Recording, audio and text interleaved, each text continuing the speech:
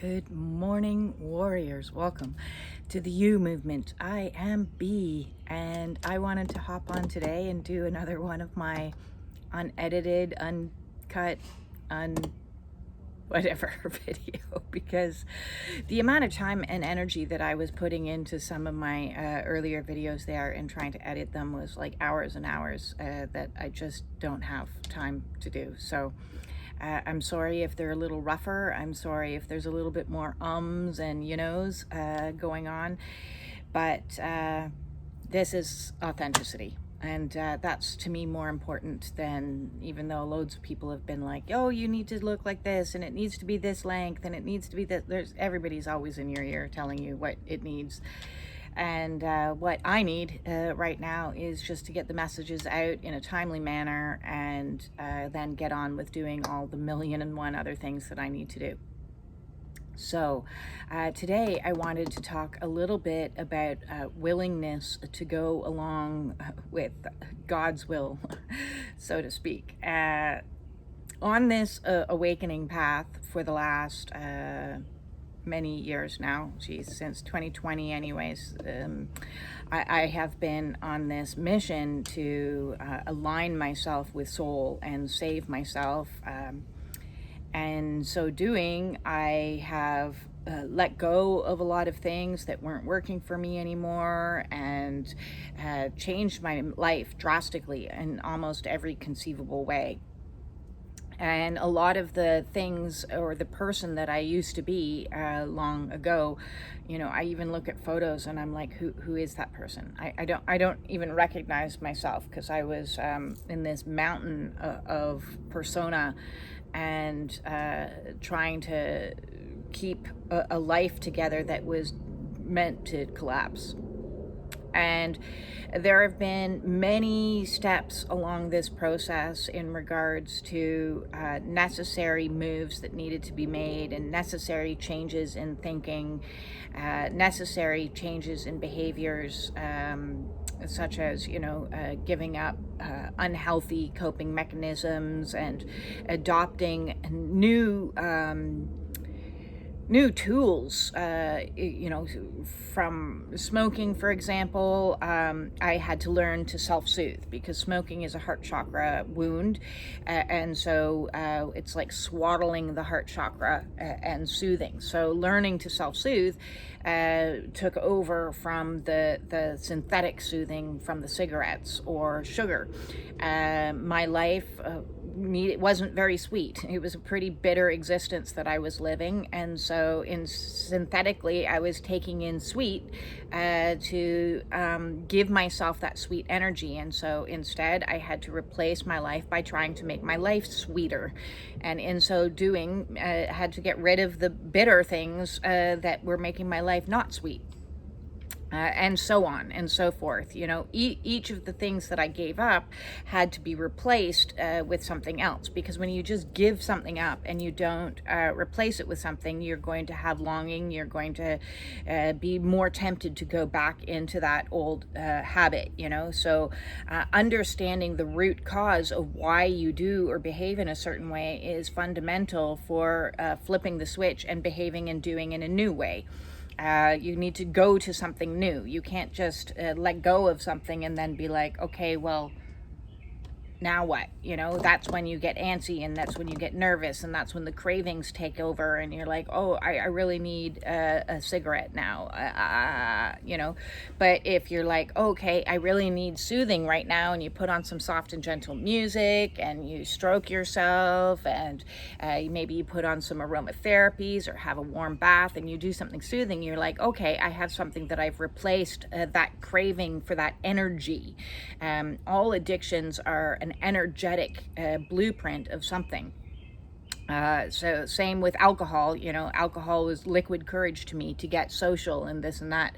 And in letting go of that and letting go of the lifestyle and letting go of the people that were associated with drinking, I changed my focus into like, oh, I'm going to put my time, my energy into something healthier, and embrace my solitude, as opposed to this was trying to create social.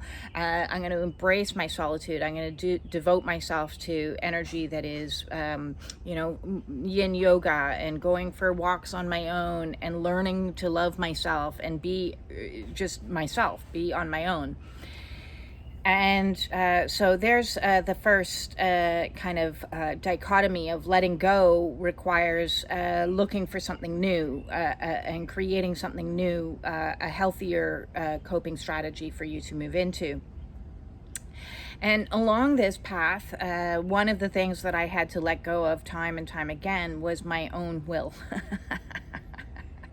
Or more to the point, my ego's will, because soul was directing me, and you'd get impulses, because you don't need me to tell you that you need to quit smoking. You know that already. You already know if you're overweight and you've got diabetes or other conditions. You know you need to alter your diet. You know what needs to be changed. The problem is implementing the change, because if I let this go, what's going to be waiting for me on the other side? So one of the things, my ego was very exceptionally strong-willed, stubborn, and has fought this process a lot. Some of the things were easier to let go of than others, for sure. Like getting rid of hair dye. I had one last kick at the can with bright pink, and I was like, yeah, this is fun. I know that I have to give this up, so I'm going to just enjoy it for this last little stretch that I can.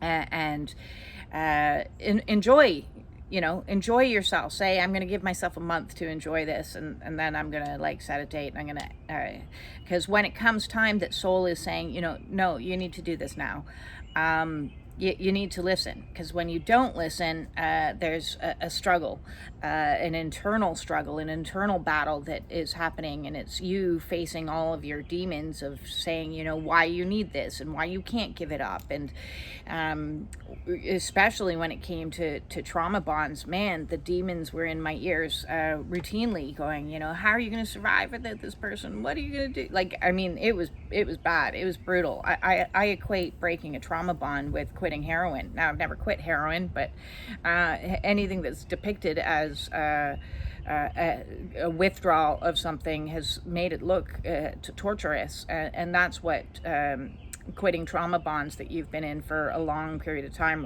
was like for me. It was a very difficult process. I'm still probably going through it, because I want to break all the energy associated with any form of codependency, so that I never, ever, ever get myself into that situation, which is why at the beginning of this year, I made a pledge to self to just kind of be in my own energy. And so by the time this year is done, and we're coming up on the halfway point at the end of June, but by the time that the end of this year is done, I will have been technically single for a couple of years. I asked originally for the divorce in December of 2021, and it took me stages to extricate myself out of that situation.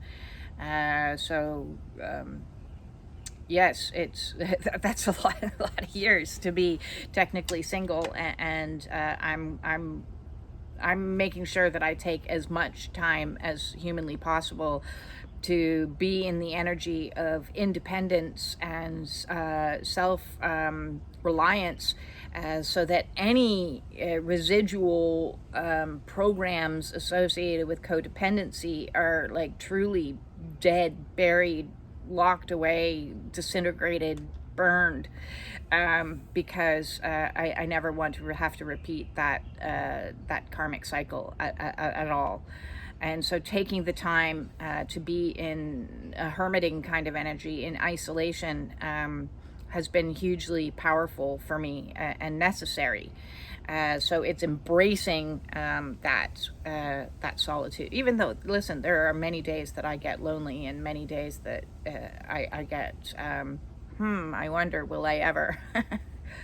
Who knows? If it's in God's will, that's where I'm at with that, And my own will has fought things, because when you have go through an awakening with a lot of complex post-traumatic stress disorder, it's kind of a built-in program to worst case scenario it. And if I give this up, what's the worst case scenario, so that I can be at peace with that and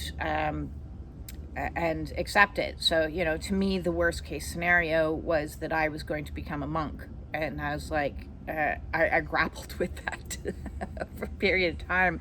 Now I've accepted it. You know, if that's God's will, listen, I it's not something that I'm necessarily called to, but for the time period that I've been in, you know, I've been living like a monk for a number of years. And it's not that bad. It's not that bad. It frees up an awful lot of your time and energy, because if you're not focused on somebody else, then you can be focused within. So I had to come to peace with the worst case scenarios, and mourn the loss of what I wanted my life to look like, you know, and accept that that may not happen, and that's okay. But this might happen, and then something might happen that I have no idea. So it's like looking at all the potential timelines, and that's a complex post-traumatic stress disorder brain of, you know, like, what are all the possibilities when I stop doing this, of what potentially could happen. So when you let go of somebody, even though it might be a toxic relationship, you suddenly are facing, oh Jesus, I'm going to be alone for the rest of my life, and I'm going to become a monk. I even shaved my head at one point. It didn't look that great on me. But, you know, whatever. It was an experience. So now, you know, it's also difficult to sometimes understand what it is or where it is that you're going. And I talked in yesterday's video of, you know, I'm completely letting go of everything. Like, at this stage, I mourned the losses of and went through the grieving process already of I don't want to let go of my home. I don't want to let go of my family situation. I don't want to. And I finally got to that breaking point where you're like, listen, I'm getting sucked under something. I need to try to let go. And what's funny to me is I tried to let go. I can't. This legal situation that I'm in has me by the ankle with a rope, pulling me under, like that scene in The Piano, I believe is the movie, where she's pulled deep down into the bottom of the sea by a rope as the shipwrecks go. So there's no cutting it. I'm being pulled, and I just have to ride whatever's going to await me on the other side. Luckily, I've grown some gills as I'm being pulled under, and I'm just accepting that this is taking me where it needs to take me. But I do find it ironic and absolutely hilarious that when I finally tried to let go, I wasn't allowed to. So that means that temporarily I'm not allowed to sell my house. I can't. I'm stuck in a vortex that's going to just pull me where it needs to pull me. Spirit's in charge of this. And I did an oracle read yesterday about like the murmurization of birds, and here I'm trying to fly off this way and thinking, you know, oh, okay, this is what the message is, I get it, I'll just do what you want me to do and I'll fly off this way. And Spirit's like, no, I just wanted you to want to go that way. Now that you want to go that way, I'm going to push you the way that I want you to go. And I'm like, well, where is that? I really think sometimes that my spirit guides are the directors of that show Jackass, and I'm the jackass, and they're having a hilarity up there in the ether, laughing at me trying to navigate the signs, the symbols, and the directions sometimes, because sure, sometimes you're letting go of something that's as simple as knowing that, yeah, I need to quit smoking, it's not good for me. And if I let go of it, I'm going to improve my bronchial infection and this, that, and the other. The body is going to tell you when it's time to do things. But when you have to do some more convoluted things that aren't as obvious as that, and you lack clarity, even though I sit in meditation and pray all the time for clarity and direction and show me the way, show me the way, show me the way. Which way do you want me to go? And it was really funny because when the story is that on last Friday, my lawyer contacted me and said that the judge has denied our order that we've spent the last 8 months drafting. And so I'm like, okay, pull the plug. Let's do this. I'm ready to pull the plug because I went to my post box and opened the post box, and there was 2 letters there from my real estate agent. And I'm like, okay, well, this is a sign. This is it. Okay, I've been fighting this tooth and nail, fighting. I don't want to let go. I don't want to. How can we save it? How can we save it? And so I'm like, all right, okay, so this is the message. I got 2 letters from my real estate agent. I sent off an email. I'm like, okay, sell it. And then I get an email back going, you can't do that. And I'm like, what now? It's like, we've got this far. We have a couple more weeks that we need to go, and we've got a new plan of action. And that's what I said. The rope is wrapped around my neck, and I'm like, I'm just going to keep on drowning. There's nothing I can do about it. This is God's will. So what happens is beyond me. It's beyond me. But there's delays. And there is divine time for you. Is, ego says, okay, I've made a decision. Now let's make action steps. And soul's like, whoa. That's great that you're willing to let go of things. Thank you. You holding on to them was not healthy. However, we're not letting you let go just yet. We're not letting go of you just yet. So you need to ride this out. And so I'm like, okay. So at some point in time in my future, unknown point in time, I will sell my house. And until then, Spirit wants me to stay here, located in this town, with my family, which is great. And I just find it crazy because as soon as I was starting to plan alternatives of where I could go, and kind of getting my head wrapped around and accepting, like, it took me months and months and months to accept that there could be an alternate reality. And so I created a multiple line timelines of, well, I could buy a trailer and live in the woods. Well, I could put my stuff in storage and travel the world. Well, I could. So I've got all the I coulds, which is better because when you have nothing, as I said, when you have nothing to go to is when the stress and the panic. So there's 2 things at play here that I've noticed, life lessons that are coming in is one amazing tool that was offered to me years ago when trying to navigate through life was an old friend of mine said to me, in any choice that you make, are you making that choice? Is that choice going to bring you closer or further from your goal? So it's understanding that what I was just been talking about is you need to have a goal, something that you're going to go to when you let go of this. So if you have a goal in mind, every choice that you make is forward looking and saying, is this going to bring me closer? Is this going to bring me further? So you're trying to quit alcohol and a friend calls you up and says, hey, we are having a New Year's Eve party.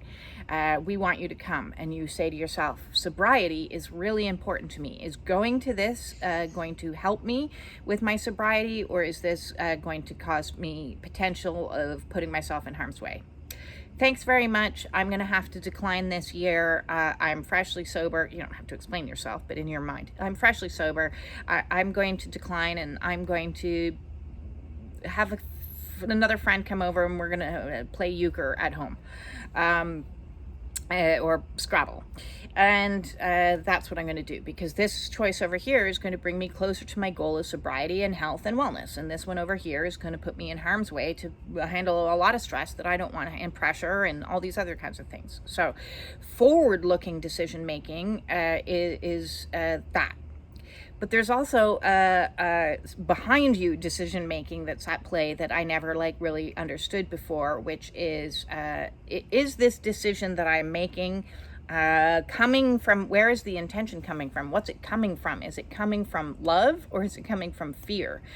And I have over the last year made so many decisions from a fear-based place that have landed me in hot water, and spent money that I didn't have on in my case, it was a lot of healing things that did diddly squat. But I spent money on practitioners that I was like, well, maybe this will help me. It was from a decision based on panic. So I lost money, I lost time, I lost energy, I lost things when I was making decisions based on fear.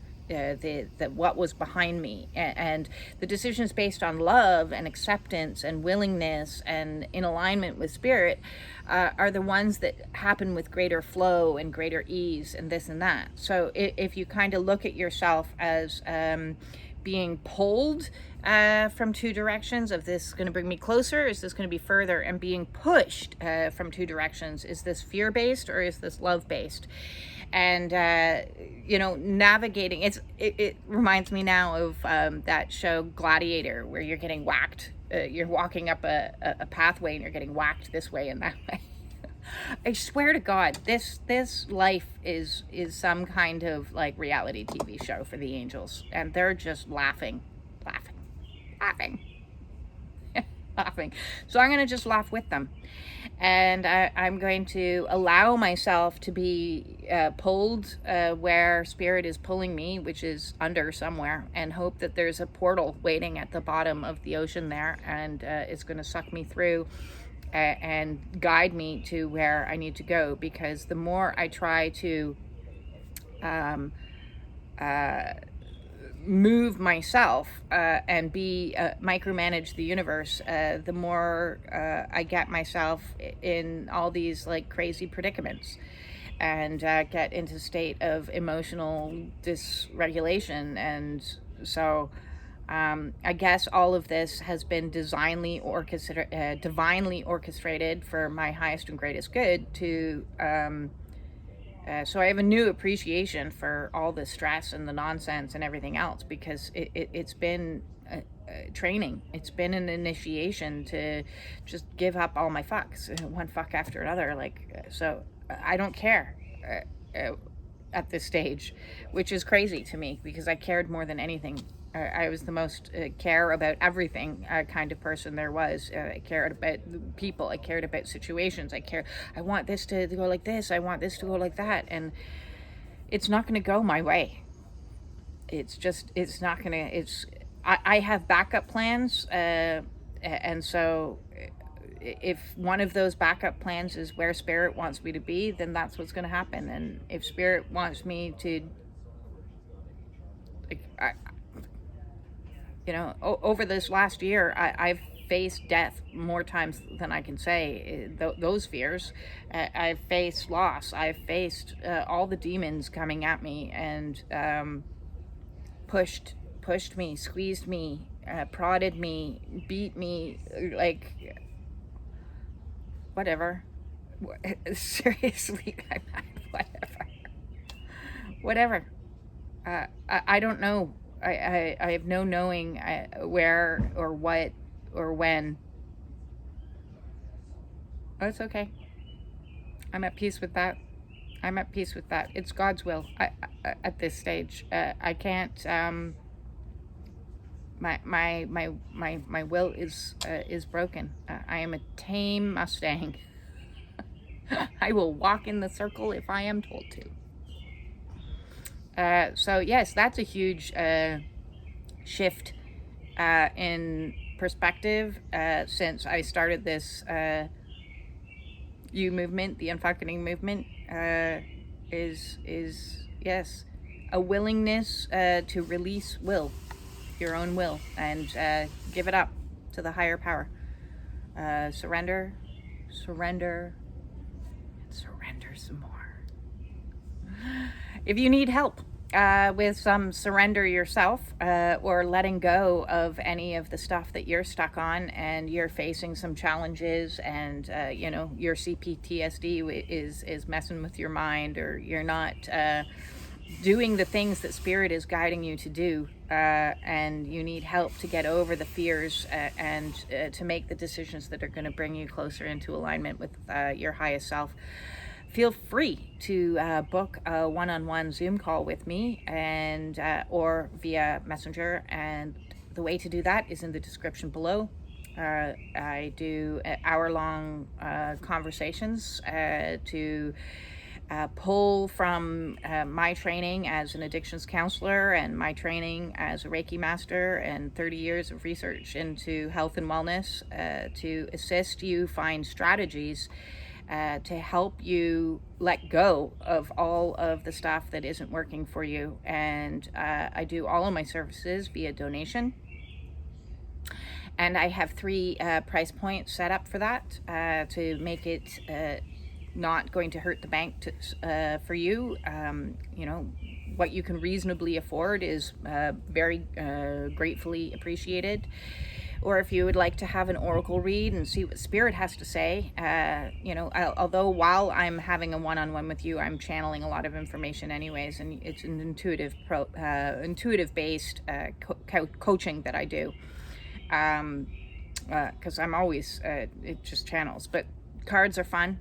So if you want to set up a half-an-hour card read with me, the way to do that is, and we can do it in my beautiful womb room studio space, and pull some decks. I let you choose what decks you want to use, and then we get the cards and the messages that come through there. And I've had great feedback from people who've enjoyed that. So half an hour oracle read is available to you, as well as distance healing. I do as a Reiki master, I do offer distance healing services for half an hour, again by donation. And if you want to hire my services for that, for yourself, or even for somebody else that you know that's not doing well and would like to have some distance healing sent to them, get in touch with me. My email's in the description below, or send me off a message on my messenger via Facebook, Be Freedom. And with that said, peace out.